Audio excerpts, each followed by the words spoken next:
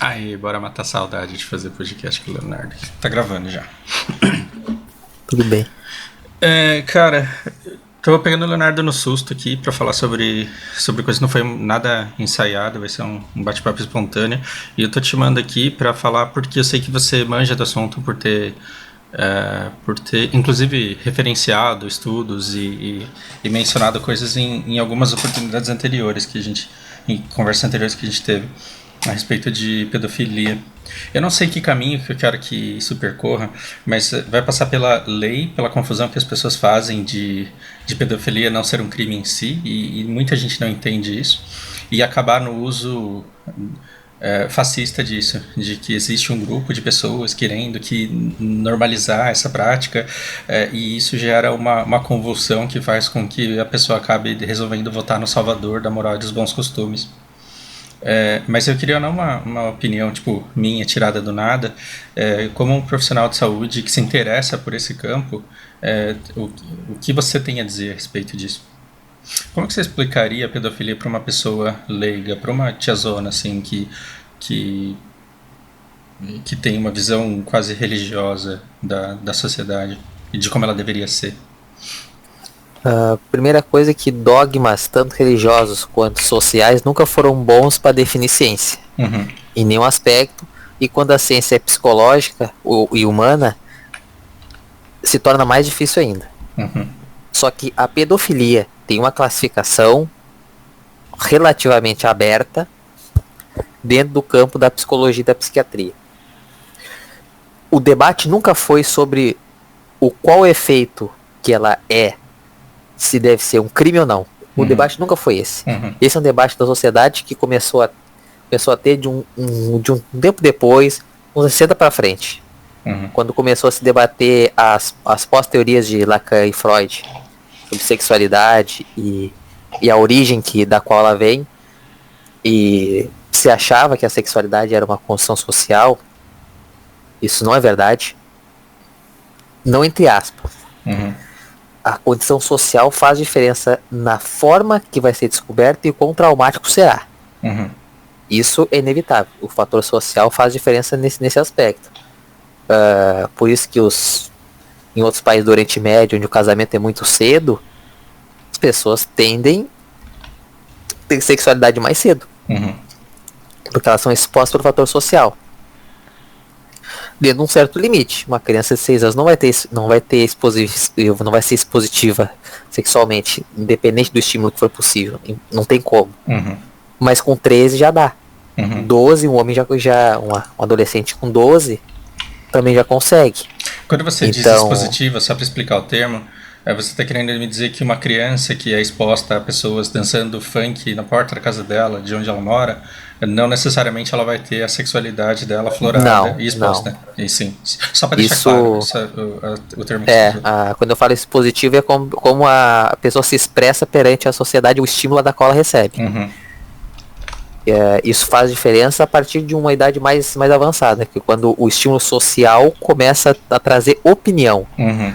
que é o desenvolvimento entre os 10 anos para frente, né? Entre Uhum. a média e a maioria dos anos para frente. A pedofilia é classificada como um distúrbio mental a partir do momento que a sexualidade é algo muito complexo, que é desenvolvida a partir de combinações de genes, predisposição social e nascimento. Uhum. Tem alguns pequenos hábitos que, desde os bebês até a idade fecal, que seria entre o primeiro e o segundo ano, Uhum. e depois o quarto e o quinto ano, tem algumas expressões sexuais já. Uhum. Isso Freud observou, deu uma observação inicial, mas começou a ser mais debatido mais no final dos anos 70, aonde a construção social começou a ser mais pensado como engenharia de sociedade, aonde era muito mais vantajoso em algumas regiões tu tentar desenvolver mais pessoas heterossexuais com mais vidas sexuais ativas, Uhum. principalmente no Oriente. E então tentou ser muito testada essa ideia. Inclusive tem um caso muito famoso de uma cirurgia de resignação sexual que foi feita nos anos 70, numa criança que era um homem, nasceu um homem, Uhum. XY, e foram fazer uma cirurgia de fimose, circuncisão. E acabou acontecendo um erro que o pênis foi decepado. Meu Deus, cara, que dor. E não, sim, como era uma cirurgia, a criança não sentiu nada. Não, só que como sim, o impacto disso é que... o impacto foi zero. E sim, a criança não... 1 ano, 2 anos de idade não sabe reconhecer ainda genital. Por isso que se chama, tem a fase fecal, que tu reconhece que se chama fase fecal porque as crianças botam as coisas que não deveriam na boca, né? E pra reconhecer que não se pode. Ela aqui, ela come com gosto. Desculpa. Então, pra reconhecer que não pode. E tem idade oral também, que quando tem que colocar na boca, porque é mais sensorial na boca, pra entender textura, gosto, aptidão, tato. Isso tudo vai passando. E algumas expressões dessas são sexuais também. Um exemplo muito interessante é esse exemplo que eu estava citando agora no começo. Foi feito um teste perfeito, aspas, seria o teste perfeito, de um pesquisador alemão que defendia muito ferrenhamente que a construção da sexualidade era social.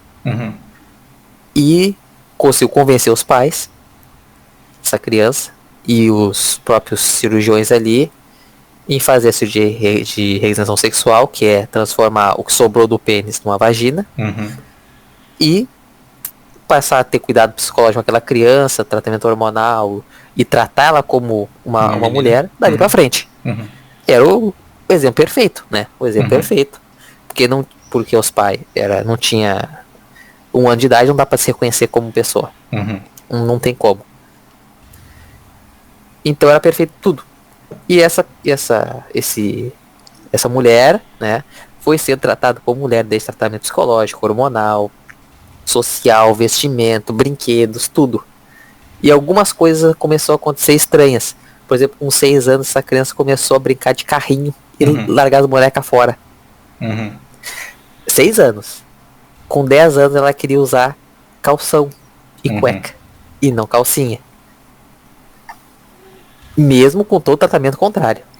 Com 14 anos, ela percebeu que talvez achasse meninas mais interessantes. E começou a se ver que talvez o ponto de partida não seja a construção social, o ponto de partida seja de nascimento, genético. E quando que será descoberta que será o social e com o traumático será. E quando chegou mais ou menos aos 20 anos, essa mulher, ela começou a tentar pesquisar a própria história dela, porque começou a achar muitas coisas estranhas. E chegou um momento que os pais decidiram contar a verdade. E aí é quando cai o mundo da pessoa e ela perde a confiança em tudo e em todos. Sim. E tem sérios problemas decorrentes de tudo isso. E no caso, essa mulher, né, se tornou uma mulher, tinha um irmão mais velho, inclusive. Já tinha um irmão mais velho. O irmão mais velho sempre achou que era uma mulher dele mesmo. Mesmo já tendo seus quase 30 anos. Realmente também achava. Então não tinha um viés pra mostrar que só tinha um fator genético pra mostrar o trilho. E tudo deu ao contrário do que se achava que era construção social. Tudo deu ao contrário. Não teve nenhum aspecto certo. E depois, mais ou menos, por volta de 2002, ela decidiu entrar em ONGs, palestras, esse tipo de coisa, para mostrar como isso é errado. Voltou a tomar hormônios masculinos. Não dá para restaurar um pênis, infelizmente, não tem como fazer isso. O transplante é muito limitado. Nesse caso dela não funciona. E mesmo assim não foi suficiente. Ela cometeu suicídio. 2 anos depois o irmão também. Porque imagina carregar o peso de ter sido envolvido numa história dessa sem... Sim. E em 2007 o médico responsável também se matou por culpa. E ele passou os últimos 10 anos da vida dele escrevendo como ele estava errado e como teses de ciências humanas influenciam a sociedade e sim influenciam vidas. Cara, que história incrível. Sim, é isso que as pessoas têm que entender. Que ciências humanas não é um negócio de comunista, é um negócio de fascista que fica fazendo na universidade, fazendo coisa. tem mais do que isso. Então, eu, como suposto entrevistador aqui, eu deveria deixar quem assiste tirar suas próprias conclusões e não ficar induzindo as pessoas a conclusões. Mas o que me faz querer conversar sobre isso com você primeiro, o quanto é prejudicial, o quanto o uso disso. Primeiro, deixa eu tentar construir um pensamento que nem eu tenho. A falta de diálogo da sociedade em relação a assuntos que são supostamente proibidos faz com que eles sejam armas extremamente poderosas na mão de quem está querendo ser eleito ao estimular uma repulsa por alguma coisa que exija um salvador. Porque assim, a gente tem diálogos, conversas que são supostamente proibidas, e se você me der a oportunidade eu quero conversar com ela sobre todas. Por exemplo, a gente não fala sobre morte, por isso que Midnight Gospel é um seriado pra mim tão incrível, porque ele fala sobre morte em toda a extensão dele, em como as pessoas elas escolhem maneiras de lidarem com a morte, tendo o universo só delas de crença ali, porque elas não conseguem falar sobre morte. Querer morrer então nem se fala. Imagina uma pessoa que tem depressão profunda e querer discutir o quanto ela tem vontade de morrer. Essa pessoa não consegue ter esse diálogo abertamente na internet, sem ser julgada, apedrejada. Então, tem determinados assuntos em que as pessoas simplesmente não têm coragem. Por exemplo, um cara chegar e dizer eu sinto atração sexual por crianças. Eu não vejo um cenário, nem no Brasil, assim, em 90% do mundo, em que um cara tenha coragem de colocar isso numa mesa de debate para conseguir a ajuda dos outros. Simplesmente não vejo. E o fato da gente não conversar sobre esses assuntos proibidos gera uma manipulação muito poderosa através de pessoas que usam técnicas fascistas. Esse termo estraga muita coisa no vídeo, né? Mas quando eu falo de técnicas fascistas, de dizer, olha, tem um inimigo aí querendo transformar isso em uma coisa normal. E que quer que pedofilia não seja um crime. A lei de hoje diz que a pedofilia não é um crime. E é por isso que vocês precisam votar em mim para mudar, porque eu quero restaurar os bons costumes e a moralidade desse país. Assim, você não consegue combater durante o horário eleitoral um discurso desse, a menos que a população esteja educada no sentido de entender a profundidade desse debate. E é meio que por isso que a gente está aqui, dizendo que o fato de você tolerar como sociedade uma dança como o funk não vai fazer com que uma criança de 4 anos olhe para aquilo e fale, nossa, eu cresci e eu quero crescer sendo sem vergonha. Talvez esse seja o meu ponto aqui, sem defender ou atacar necessariamente esse estilo musical. Eu sempre vi que o estilo musical em si, achando bom ou ruim, sempre foi irrelevante. Isso é expressão social por outros motivos, não tem nada a ver especificamente com sexualidade. E a pedofilia não é um crime porque ela é considerado uma categoria parecida com a psicopatia, por exemplo, que é um distúrbio mental, uma alteração social que não há reversão, não há cura. Não é um crime porque não é uma escolha, não é uma ação premeditada. Só que para uma pessoa que tem esse diagnóstico e acontece isso, é muito mais cruel do que simplesmente ser um crime. Seria muito mais fácil ser um crime. As pessoas não entendem essa lógica. Porque a única forma de punição ou tratamento, qualquer palavra que se diga, mas teria o mesmo sentido nessa lógica semântica, é exclusão social. Não tem outra forma. Porque não é questão de maldade ou bondade. Essa pessoa, a única coisa que ela vai conseguir ver de expressão sexual na vida dela é essa forma. Assim como o homem hétero enxerga algumas mulheres como atraentes e deseja. Ele vai tentar conversar, dissuadir, tentar conversar e conseguir alguma coisa. Pode ser um relacionamento, pode ser uma aventura sexual, pode ser qualquer coisa. A pessoa que tem o instinto de pedofilia é a mesma coisa, não muda. As expressões sexuais é a mesma. E por isso que é um problema, porque uma criança não sabe escolher. Por isso que é grave. Por isso que esse tipo de coisa tem que ser o mais rápido possível, tem que ter uma procura, uma detecção e um isolamento dessa pessoa, porque não há o que fazer, não tem cura. E outra coisa, pedofilia não é uma coisa 880. Não é porque a pessoa nunca fez ou nunca expressou um desejo, um ato sexual com uma criança, significa que ela não é. Isso é uma coisa que é importante ser dita. Esse é um ponto muito muito interessante e que eu queria que a gente chegasse nele mesmo.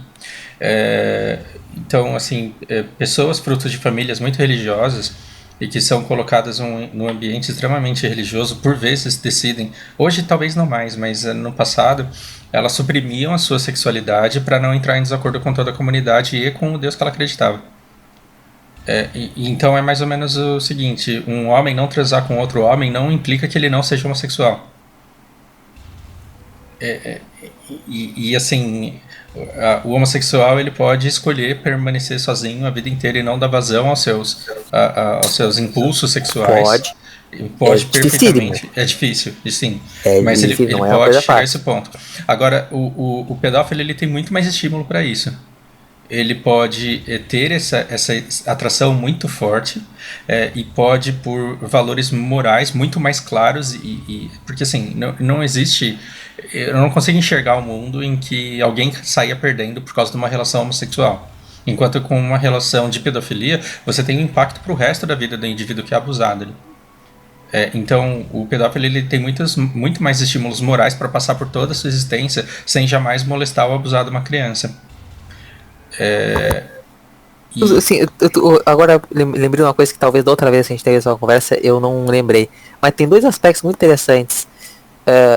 Por que, por que tem um motivo para isso, inclusive. E eu li recentemente sobre isso. Por que no Japão é mais comum? eu acho que isso é um fator de carga genética. Quando você diz assim que os japoneses eles são tudo sem vergonha porque é um bando de desgraçado numa cultura que deveria ser exterminada, é, eu, eu, eu entendo o ponto da pessoa em dizer isso. Tamanho o gatilho que pedofilia gera na cabeça das pessoas, porque é um assunto muito pouco debatido. Pelo amor de Deus, gente, não estou dizendo que isso é normal, é uma abominação e deve ser suprimido isso daí. Mas eu acho que os japoneses, em especial, eles têm uma carga genética muito reduzida, uma diversidade genética muito reduzida. Então tem determinados traços, como aqui a gente falou da outra vez lá de intolerância à lactose, que pega muito os japoneses por uma variação muito grande. Eu, Então eu acho que talvez de alguma forma isso também possa ter se espalhado e se difundido, de forma que o conteúdo, as coisas que são geradas lá, sejam muito mais consequência de uma demanda suprimida pela sociedade japonesa do que então, uma forçação de barra do capitalismo. eu acho que existem as três respostas para isso. E as três são unidas em relação a isso. A primeira eu acabei chegando a essa conclusão lendo um livro do Daniel Basson, psicólogo e psiquiatra, que ele estuda sobre a normalidade em casos diversos, né? Por exemplo, a pandemia é um deles, um novo livro em relação a isso, inclusive. E ele tem outro que ele fala de sexualidade, o novo normal.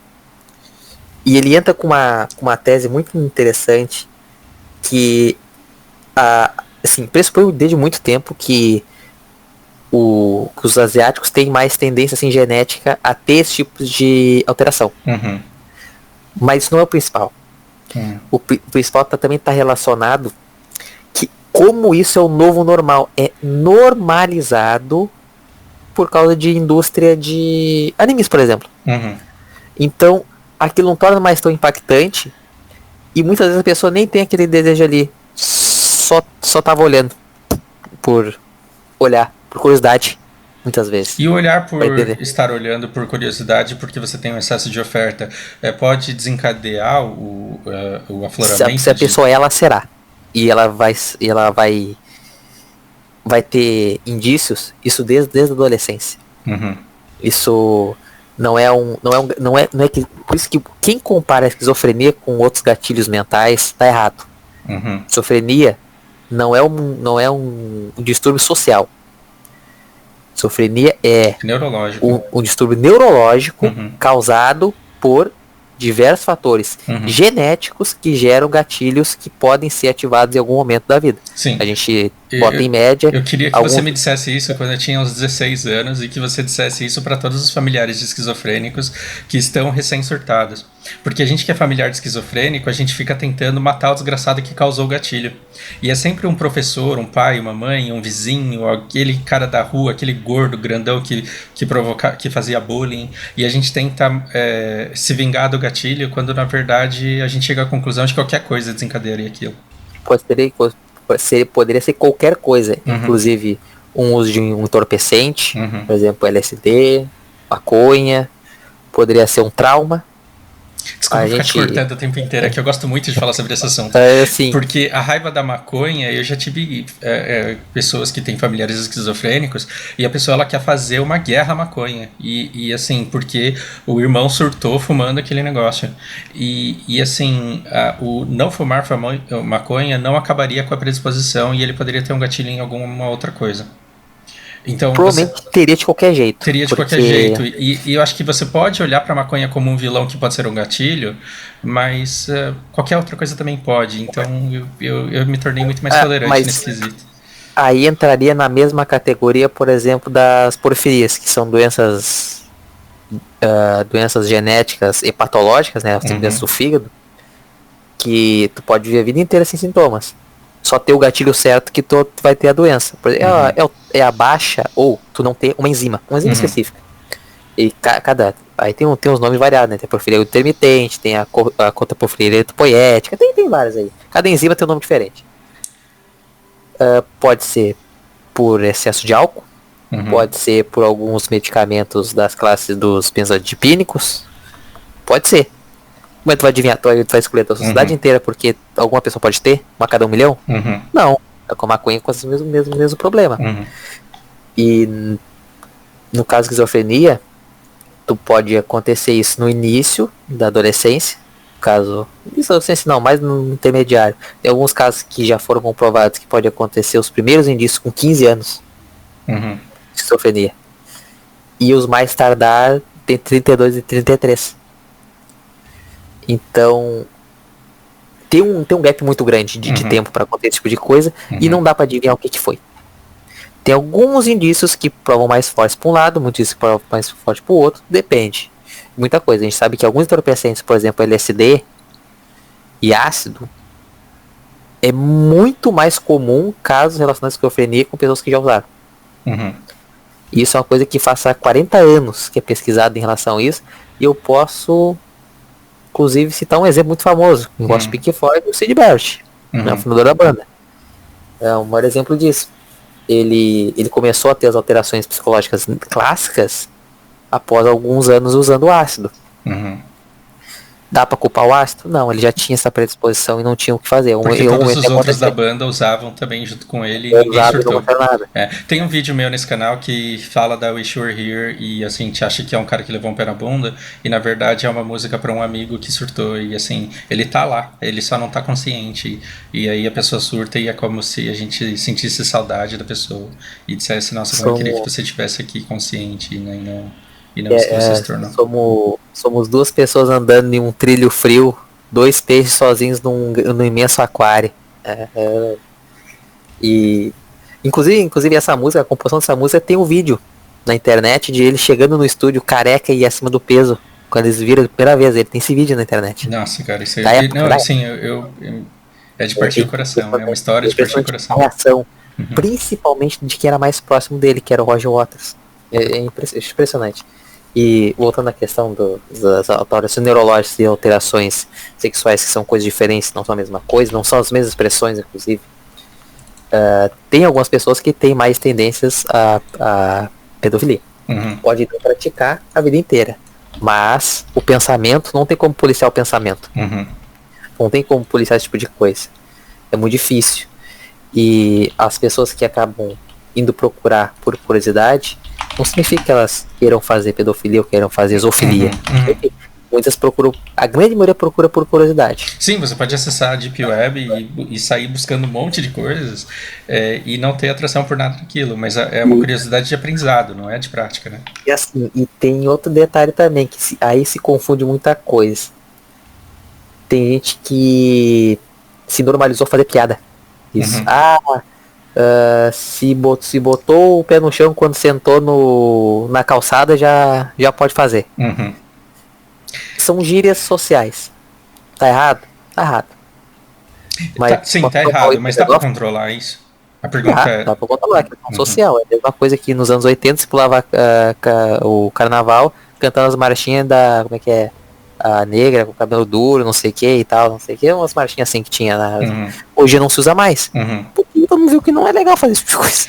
Então eu me posiciono da seguinte maneira: a gente tem que, no nosso meio, inviabilizar esse tipo de piada, demonstrando claramente que ela não tem graça. A gente vai ser o chato do rolê? Vai, só que assim, vai precisar de muito chato para levar ao longo do tempo as pessoas que fazem esse tipo de piada a refletirem e a perceberem que é menos encrenca não contar. E aí você descobre que você consegue fazer humor com outra coisa. Isso não não é transformar o mundo num mundo chato, é acabar com a normalização disso, né?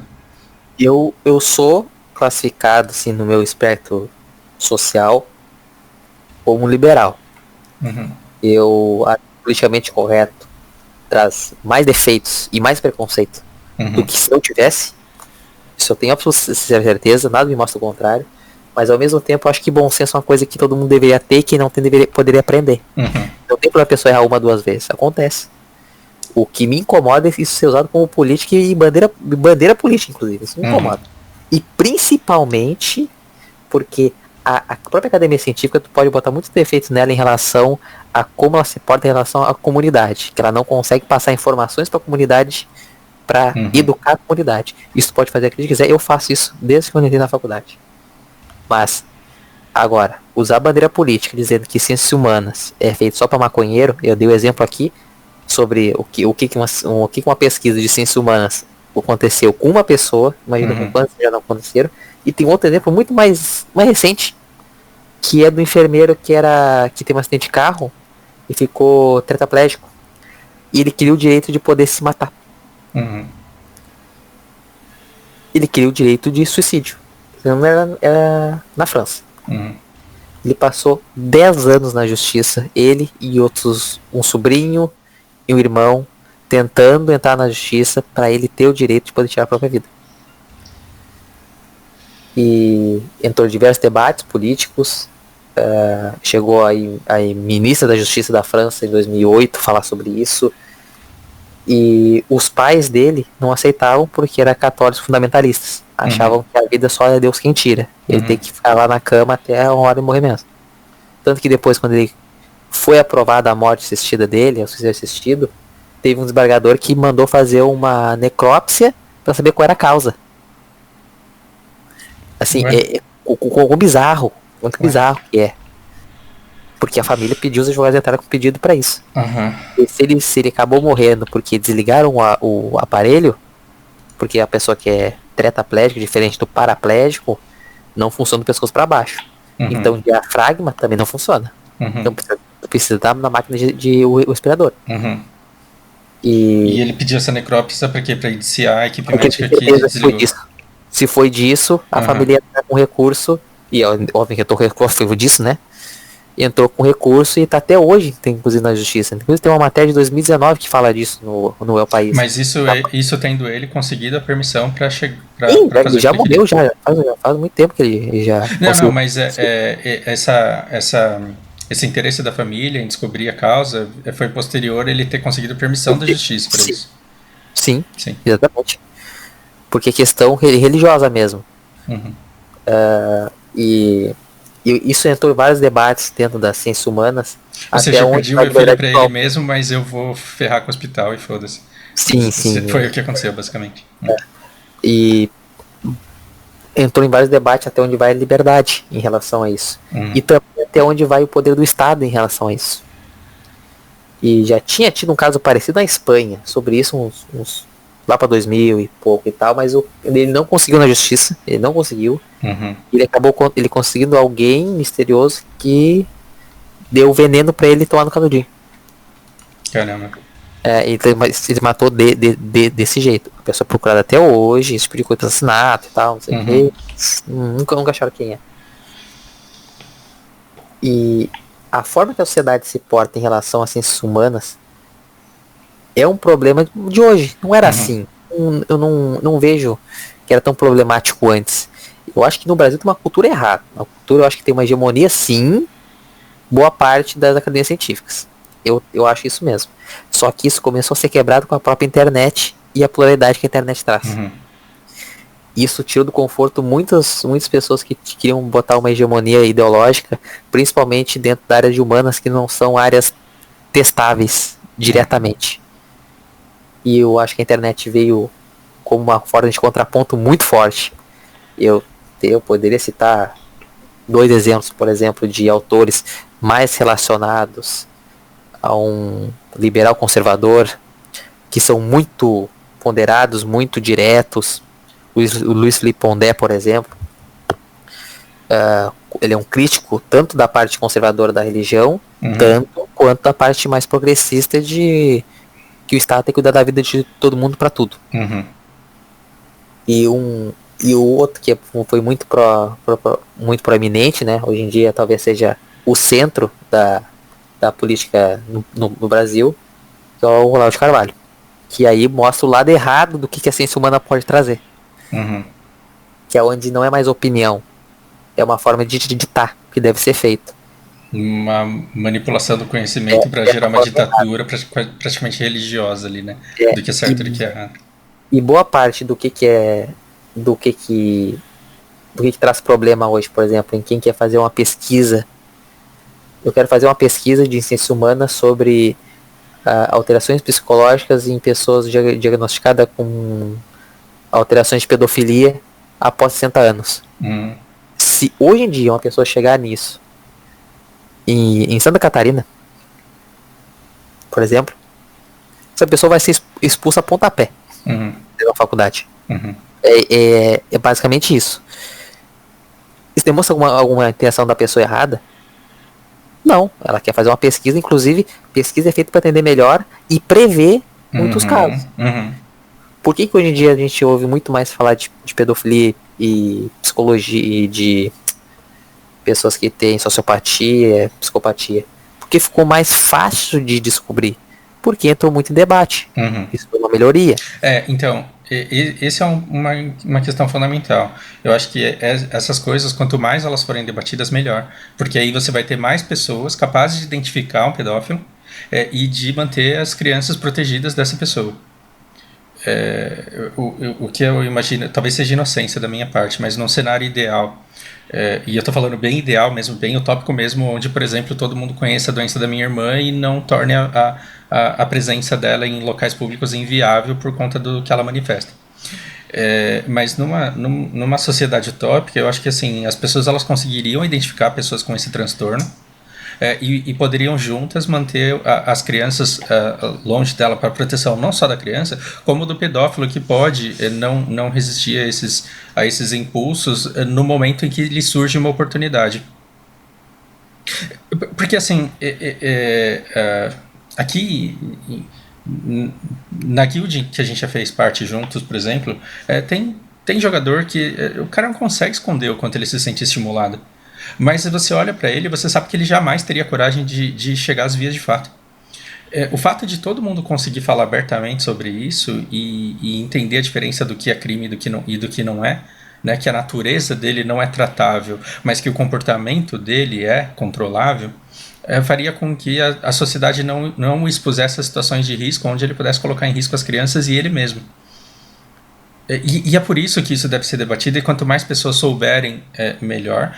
E se a gente não debate, a pedofilia ela vira uma coisa que é somente fruto de iniquidade. É uma pessoa que não tem Deus, que não presta, que é desgraçada e que merece morrer, e que simplesmente tocar nesse assunto passa a ser um crime. E fazer com essas pessoas é uma coisa que a resposta seria muito cara, né? Que a única forma é isolamento. Não tem outra coisa para fazer. Não tem como tu adivinhar até quando ela vai impedir esse tipo de desejo. Porque pode parecer que é fácil tu esconder um desejo, ou é fácil tu não expressar o teu estímulo sexual. Isso é uma das coisas mais difíceis que um humano pode fazer.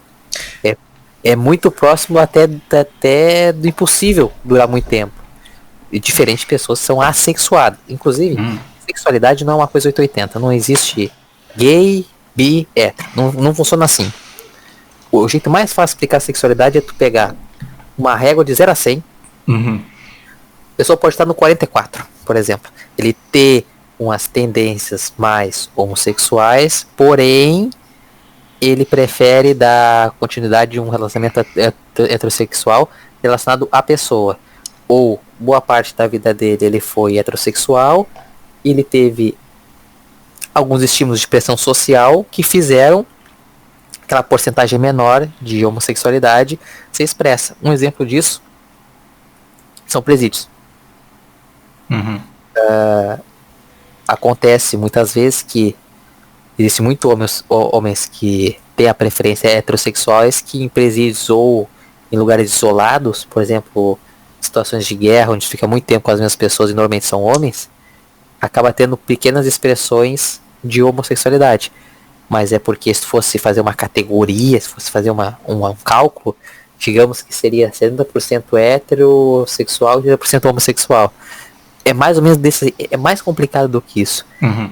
E vamos lembrar que a homossexualidade como expressão preferencial é uma minoria muito pequena na sociedade. 2, 4% talvez da sociedade total.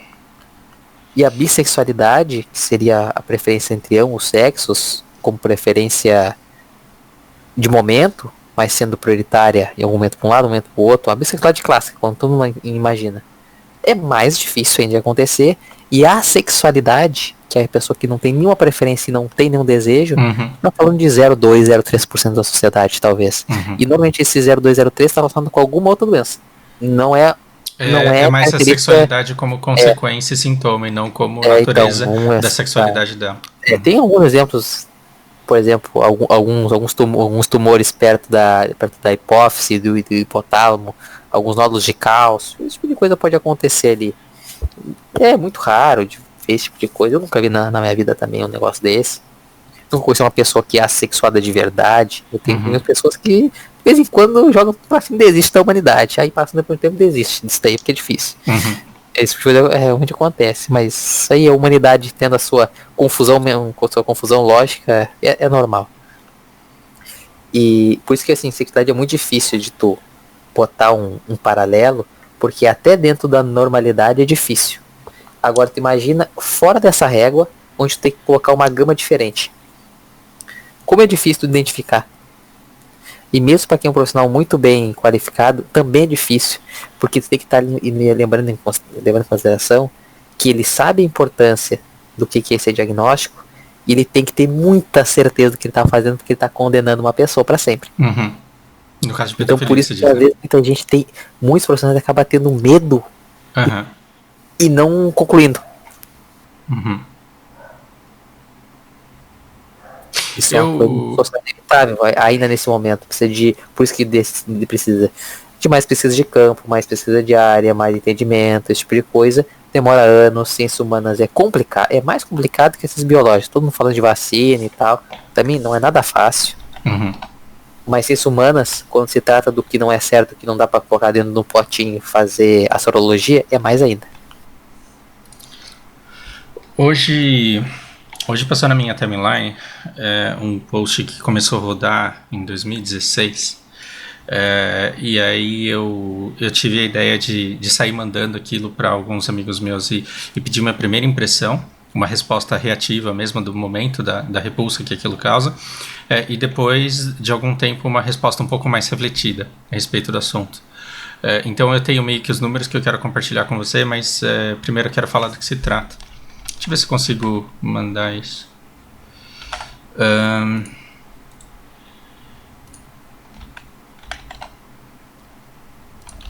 Dá uma olhada aqui.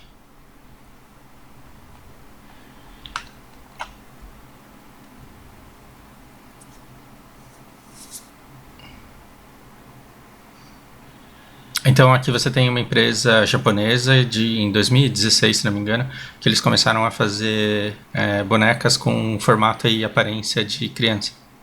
E aí ele tem a justificativa disso, que seria para dar vazão aos sentimentos de um pedófilo, para que ele não coloque crianças de verdade em risco.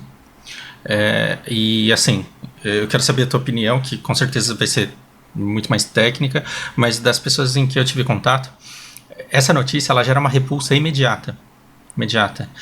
E é impossível de você não ser afetado por uma propaganda política recorrente, né, de que o mundo precisa ser salvo por políticos desse destino imoral que ele está tomando por vontade de alguns.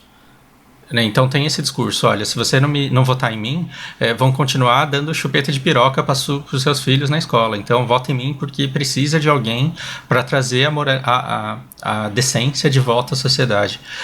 E assim, a repulsa inicial que isso gera tem que acabar mesmo com o mundo, porque do jeito que tá não dá, e isso daqui é nojento, porque é muito difícil a pessoa lidar com o sentimento de nojo que um negócio desse desperta.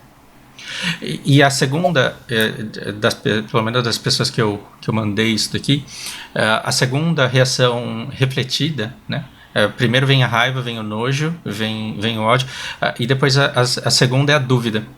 É claro que teve gente que veio com certeza, mas a grande maioria das pessoas para quem eu mandei isso daqui vieram com uma dúvida. Pô, mas pensando bem, não deixa de ser uma boneca, e se é para diminuir o risco das crianças de verdade, agora eu não sei mais. Pronto, estou em dúvida, não sei sobre o que pensar. O que você tem a dizer a respeito disso? Primeiro eu tenho uma pergunta, assim, não vou pedindo para citar nomes. Nenhuma dessas pessoas primeiro teve uma reação mais ponderada, no sentido de talvez seja uma ideia interessante para evitar problemas em uma certa porcentagem dos pedófilos? Talvez ou não, já chegou expressando... Peraí, não, mas aí eu tenho uma ressalva. Não, mas é por uma falha minha de amostra. Depois que eu mandei, e eu mandei acho que para umas 60 pessoas. Depois que eu mandei, eu percebi que essas 60 pessoas, elas têm todas um perfil muito parecido. Elas estão mais ou menos na mesma faixa etária e elas têm mais ou menos o mesmo pensamento sobre as coisas. Eu vou continuar mandando para outras pessoas e eu quero. E a minha reação, a princípio, foi essa que você está me dizendo. Então eu não tive essa repulsa no sentido de, meu Deus, que nojo dessa sociedade e do caminho iníquo que ela está trilhando, como se a gente estivesse transigindo de um ponto de moralidade e de pureza para um momento de imoralidade e de impureza. Em momento nenhum isso passou pela minha cabeça. Eu fiz essa pergunta porque na realidade tem um outro aspecto em relação a essa pergunta. Porque se a pessoa chega já expondo o ponto de vista, pensando em possibilidades e não expressando a raiva e repulsa e ódio, não significa que quem está expressando raiva, repulsa e ódio seja uma pessoa ruim ou seja uma pessoa menos inteligente. É que normal é tu sentir repulsa sobre esse tipo de coisa, porque não é o normal da sociedade. Não é normal. Isso é esperado que aconteça na grande maioria. Quem não tem repulsa imediata, mas se questiona se esse é o processo certo e o que deveria ser feito, normalmente são pessoas que têm um pouco mais de graduação escolar, que sabe como funciona alguns certos gatilhos, um pouco de sexualidade, não precisa ser um perito na área. E dentro das pessoas, esse segundo exemplo, que as pessoas mais ponderadas, tem uma confusão dentro dela, que é muito perigoso, que talvez mostre um primeiro indício de algo que não está certo. Se viesse, por exemplo, uma pessoa e dissesse assim... nossa, que legal, vou pesquisar aqui para ver mais. Isso não é algo esperado, seria uma demonstração de interesse. Seria uma demonstração de interesse, no mínimo, que a pessoa já... cogitou a ideia. Assim, não só cogitou a ideia, pode ser até um pouco menos do que isso, mas é normal. Na cabeça dela não é algo repulsivo e nem algo a ser pensado. Isso se chama gatilhos, que são pequenas coisinhas que vão ativando pontos específicos de desconforto, que vão fazendo o que a pessoa é com personalidade. E são coisas que são classificações que são genéticas, e são coisas que esses gatilhos nascem com nós. Por isso que uma pessoa que é um psicopata é a ausência de gatilhos de conforto e desconforto. Ela não consegue ponderar as coisas. É porque ela não sente nada. Nem repulso, nem ódio, nem raiva, nem nada. Não sente nada. Então ela não sabe o que fazer, nunca. Isso é muito perigoso, inclusive. Porque o que nos torna humano, o que torna perigoso e ao mesmo tempo confiável, é sentimentos. Cara, e quando não há, é muito mais difícil. E quando há uma alteração naquele padrão normal da sociedade, é esse tipo de coisa que é interessante se pensar. Por exemplo, a minha opinião em relação a esse tipo de boneca, esse tipo de coisa na prática não funciona. Por quê? O nosso instinto sexual está muito relacionado também com o desejo de posse. E algo que não é uma vida, não tem o mesmo valor. Cara, eu não sei A pessoa eu não sei o que tá pode botar pensando. qualquer coisa ali. Pode ser a coisa mais cara do mundo. Não é a mesma coisa. Não é a mesma coisa. Pode ser que por um tempo evite de fazer aquilo, ou ao mesmo tempo pode ser que aumente o gatilho. Por desejo pelo aquilo ali. Por isso ele tá tendo a boneca, ele tá sentindo aquilo dali já como uma boneca, que imagina se não fosse. Então tem esses dois lados que deve se pensar. Eu acho que isso Na como prática um método poderia de ser um mercado, trampolim. Na prática isso poderia acabar sendo mais como um trampolim do que como um freio. existe uma boa possibilidade. E eu acho que é a mais provável, inclusive. Infelizmente, infelizmente, tá? Se fosse uma solução, seria muito bom, mas eu não acho que seja. Eu ia te dizer aquela hora que eu quase te cortei, que eu não sei assim o que tá pensando quem tá escutando essa conversa, mas pra mim esse papo ele tá sendo impagável, assim, em questão do quanto ele é esclarecedor. Então eu acho que eu não estava de tudo errado na impressão que eu tive. É que esse tipo de coisa ele não pode ser estimulado porque justamente porque o que eu pensei é que ele pode servir mais como acabar servindo mais como um trampolim do que como um freio, porque esse negócio de posse ele é muito sério, que você consegue uma coisa, você consegue um pen, você não fica o resto da vida usufruindo desse um pen que você conseguiu, isso aqui é o segundo, né?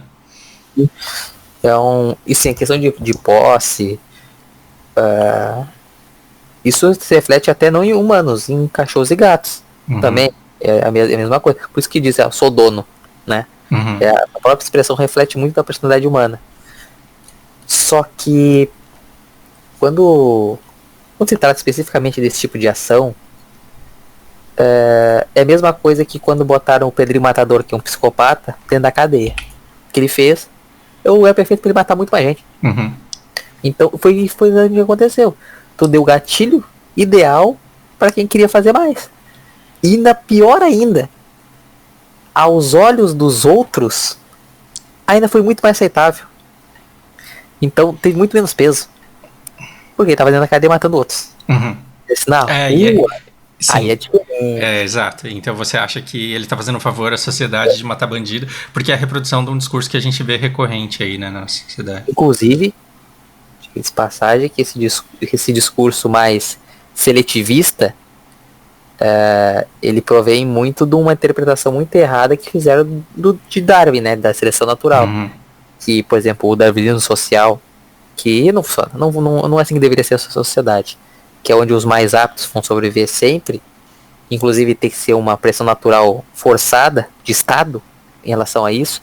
Inclusive uma das pessoas muito famosas que acreditava uma versão mais atenuada assim, do darwinismo social foi o próprio Churchill, né, que ele escolheu quem ia pra guerra pelo QI, por provas. Fazia a prova, quem era mais burro ia pra guerra. Mas, infelizmente era isso que acontecia. E era uma forma de seleção com esse propósito. E muita gente relaciona com cor de pele nessa em relação ao Churchill. Ele tinha sim uma criação numa época onde era normalizado isso. Mas a política de Estado dele não tinha nada a ver com isso. O Estado dele foi basicamente em relação à guerra, foi escolher os que tinham menos aptidões intelectuais para ir para a guerra. E no caso, quando acontece a pessoa que está no presídio, ela é considerada socialmente inapta, tanto mentalmente quanto socialmente. Então quando o Pedrinho Matador fala e matou 45 dentro de uma cadeia, a pena, inclusive isso é refletido até na pena dele. A pena dele não aumentou muita coisa, a pena dele aumentou quando ele saiu o barril e matou 6. Aí a pena subiu muito mais que ter matado os 45 dentro da cadeia. Se não me engano, ele matou 80 e poucos. Sim, que tem confirmação, né? Foi ele mesmo. E assim, essa pessoa, por exemplo, Pedro Matador, ele tem um canal no YouTube, inclusive. Tá até palestra no canal do YouTube dele. Eu tava olhando uma vez, é engraçado. Assim, engraçado meio triste, né? Ele tentando dizer que se redimiu e tal, esse tipo de coisa. E é impossível um psicopata se redimir. Não dá. Não há como fazer isso. Infelizmente não há como. Tudo bem, ele tá muito velho. Talvez não faça mais isso, pode ser o caso. Agora tu bota um gatilho na mão dele pra ver se ele não faz. Ele mesmo diz nos primeiros vídeos dele que ele se arrepende de ter feito isso, não queria fazer mais isso. Aí perguntam pra ele se ele tivesse que fazer de novo por causa que alguém fizesse mal, alguém ele gosta de matar ele de novo. E ele falou, não, mataria sim. Ele fala só, olhando pro chão. Uhum. Sim. Então tu vê que não mudou. Porque ele não tem os freios que uma Ele não pessoa tem o normal freio, teria. ele não, Assim. não tem o peso, não tem o Sim. peso. Talvez então, o meu incômodo em ver esse post é o quanto ele gera até conclusões corretas, mas pelo caminho que eu não considero tão correto assim. E aí eu queria que você me corrigisse nesse sentido. Esse tipo de publicação aqui, ele é errado porque isso não traz cura para o pedófilo.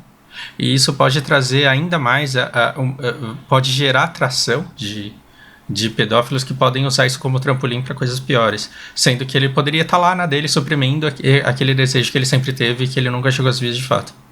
E não porque a sociedade ela está em detrimento. Ela está se degenerando e como se você precisasse de uma ruptura nesse caminho que a gente está seguindo, nessa transição que a gente está seguindo, para aplicar mais Deus e mais boa virtude e moral através de um político que supostamente vai conseguir fazer com que tudo isso acabe. É impossível para um político tomar conta do que acontece entre quatro paredes.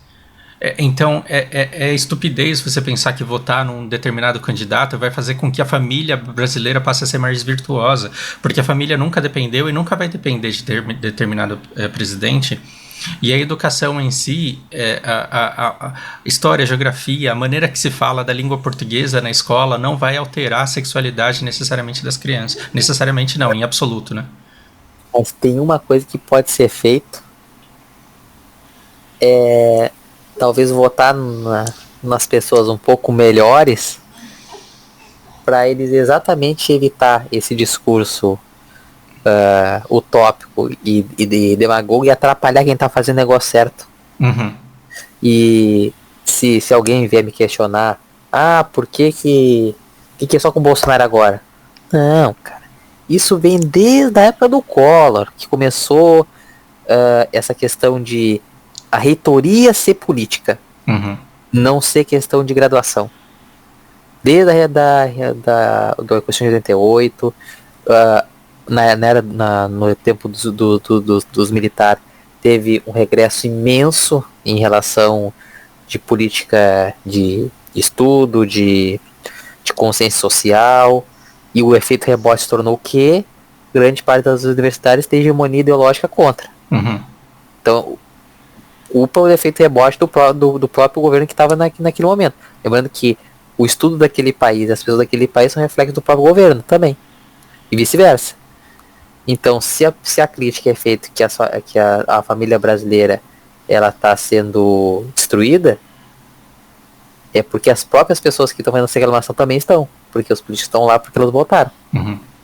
Então, não adianta tirar a culpa de um lado e botar no outro. E essa relação ali do post sobre a boneca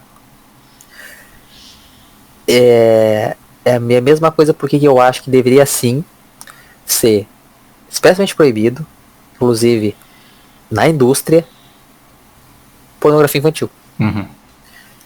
E LOL, esse tipo de coisa, não tem uma proibição em relação a isso. Tem como tu mascarar algumas coisas para não ficar tão explícito.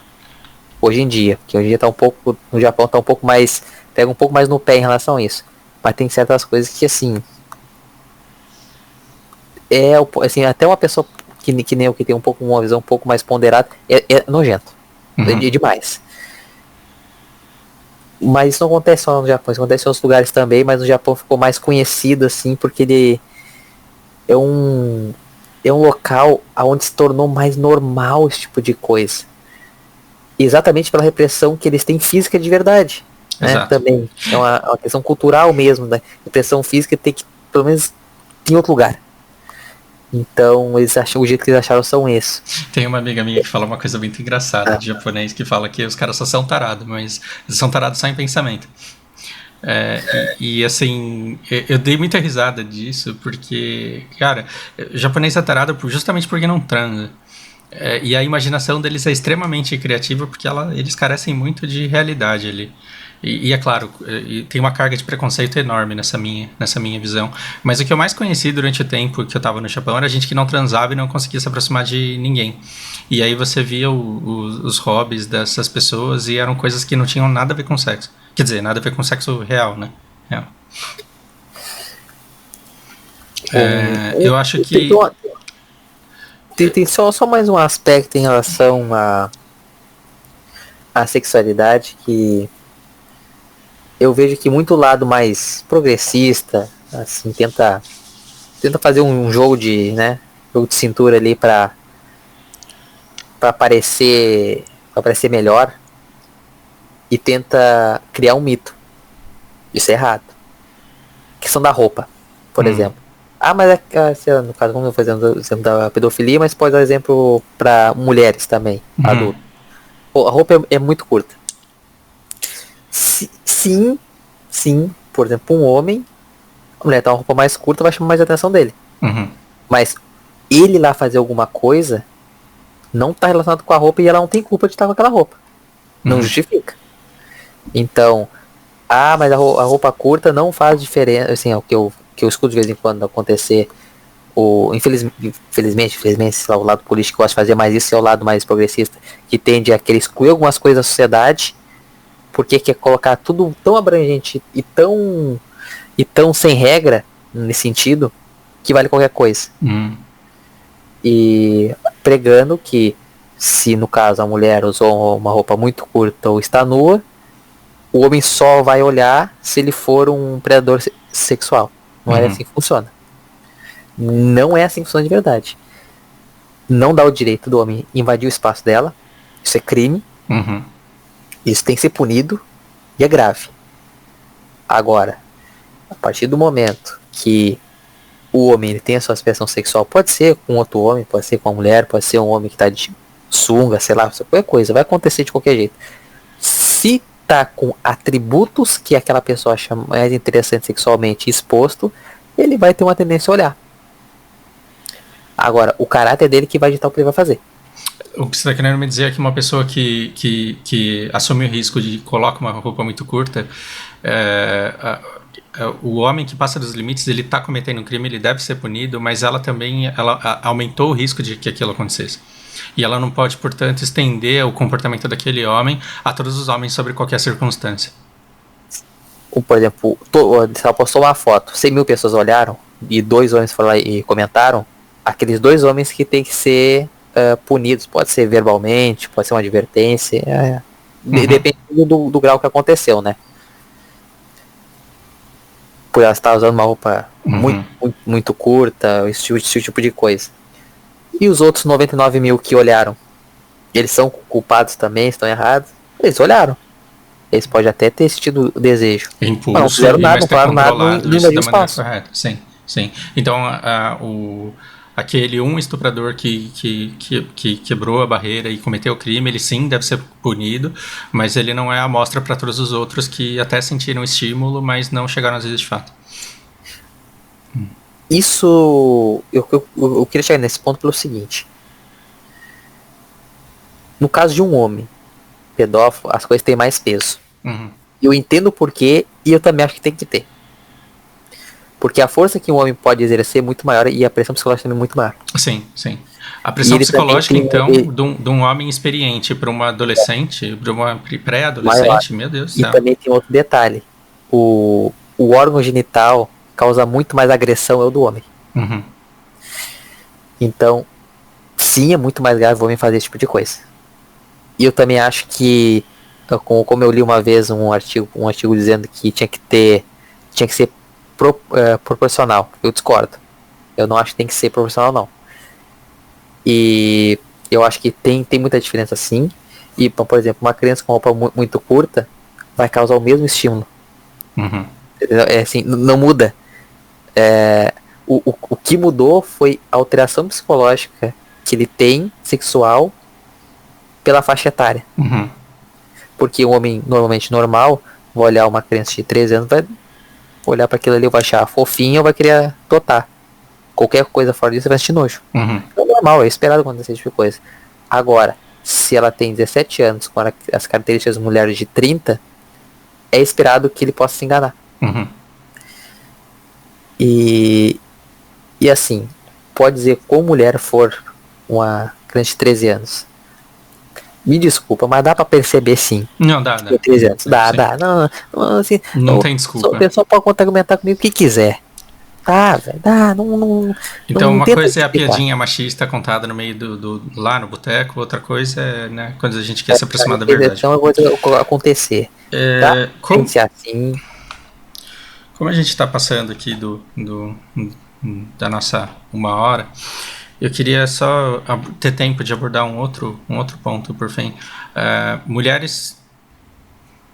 o número de mulheres presas por pedofilia, mulheres adultas presas por cometerem pedofilia, eu acho que o número delas é ínfimo comparado com o número de homens que são presos por conta disso. E aí tem um agravante, porque o menino criança, ele tende a se sentir privilegiado e sortudo por passar por uma experiência dessa e não abusado. E nós estamos numa sociedade em que, se você colocar que uma mulher, uma professora foi presa por abusar de um menino de 11 anos, esse menino ele vai ser venerado e elogiado e vai ter um monte de comentários do tipo, nossa, que inveja, no meu tempo não era assim. É basicamente o que acontece.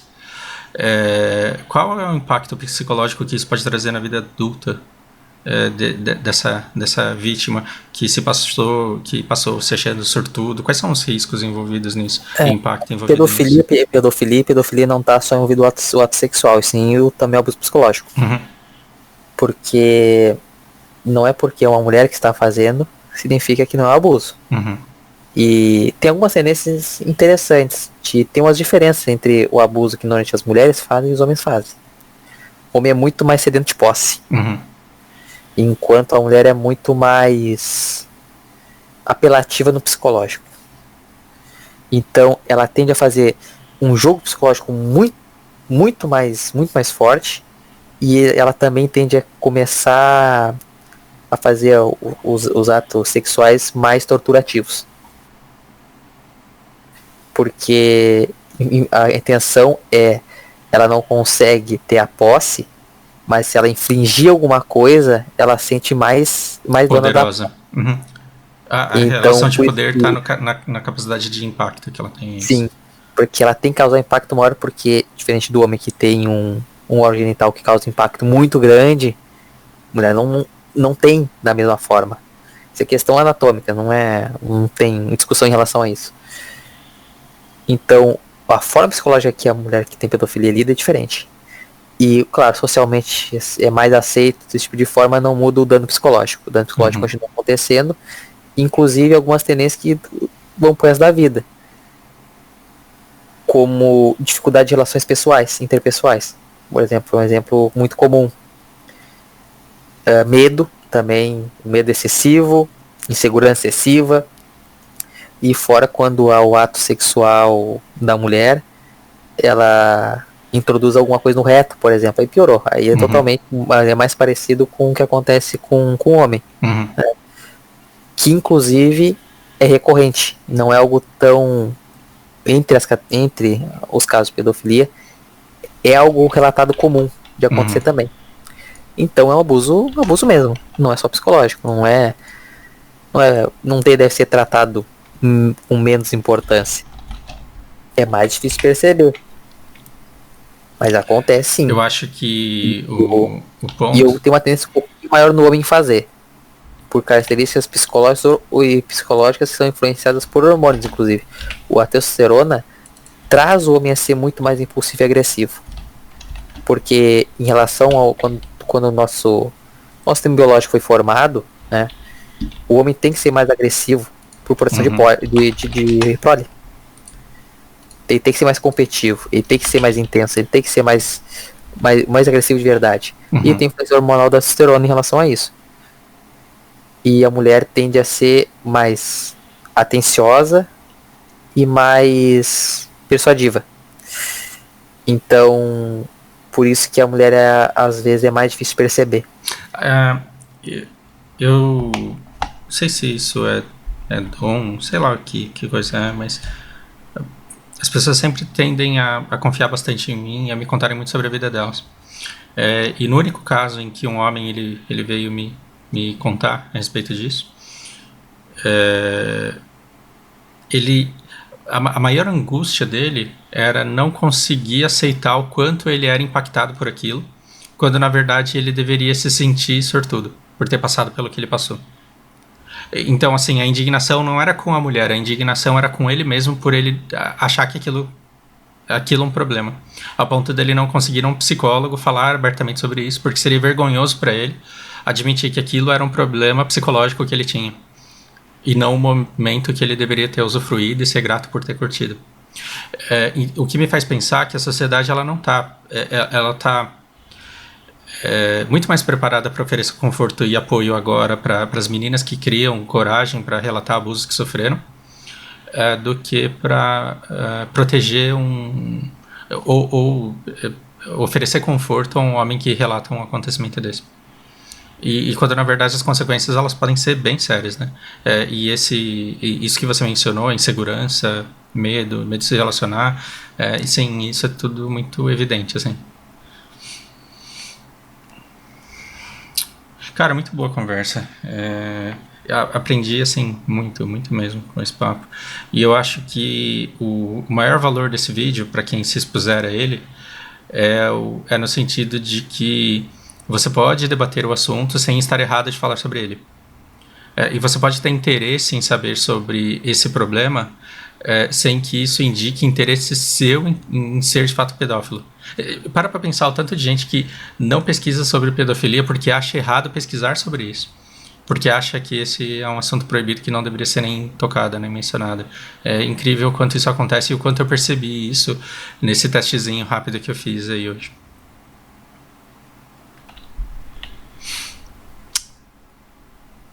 Alguma consideração final? Não, acho que não tem mais nada mesmo que eu lembro que deva ser dito de importante. Pedofilia, assim como psicopatia, assim como esquizofrenia, é uma coisa que não vai acabar, né? Independente do presidente que seja eleito. Sempre vai existir. Todas as alterações mentais e todas as alterações neurológicas, todas sempre vão acontecer. Alguns lugares mais frequentes, outros não.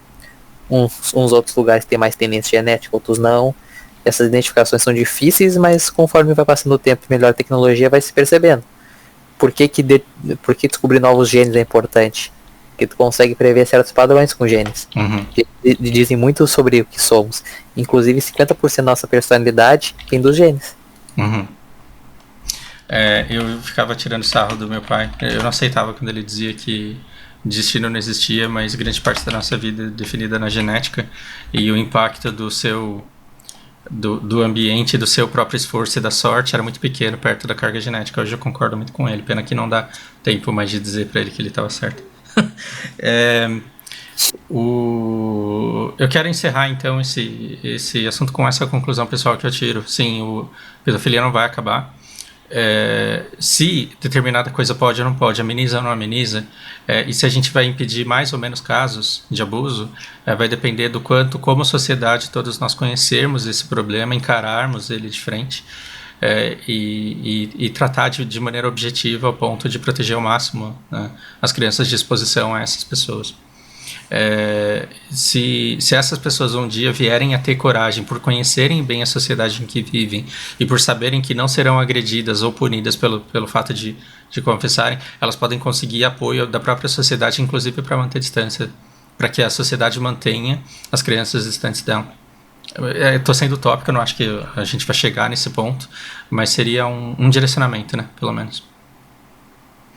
Obrigado, Leonardo, mais uma vez, cara. Não tem preço, assim, essas conversas que a gente tem pra mim e acho que pra alguns seguidores também. Sempre estou disponível para qualquer debate em relação a que está dentro da área do meu conhecimento. Agradeço por ter me cedido espaço também. Maravilha.